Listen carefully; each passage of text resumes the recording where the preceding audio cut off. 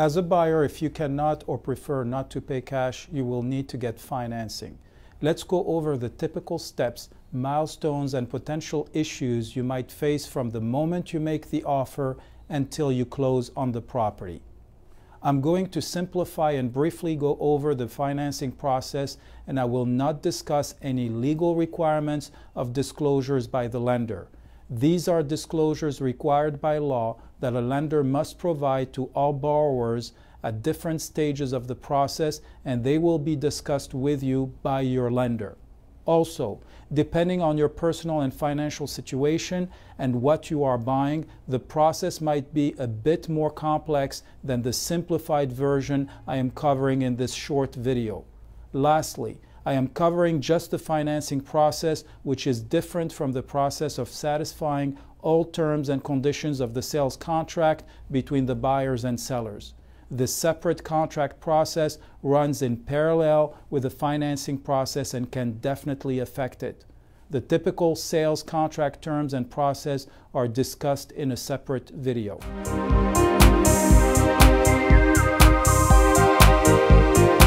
I discuss this topic in the next video, but essentially it refers to you talking to a lender and providing your basic information, including your finances and what and why you are buying. The lender quickly reviews this information and comes back with a preliminary approval that will give you the maximum purchase price, loan amount, and terms of the loan. Now, obviously, this step is crucial so you know what properties and what price range will work for the lender.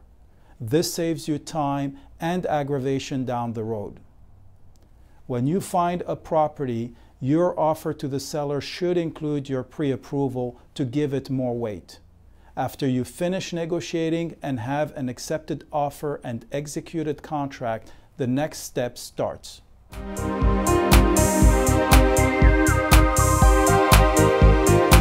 Once you provide your lender with a copy of the contract, the lender will typically request additional and detailed information from you and about the property to complete the process of approval and finalize the loan.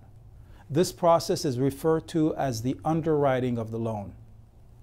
The detailed information required from you might include proof of income, pay stubs and tax returns, list and proof of any financial assets, investments, bank account statements, and information on any other real estate owned or leased.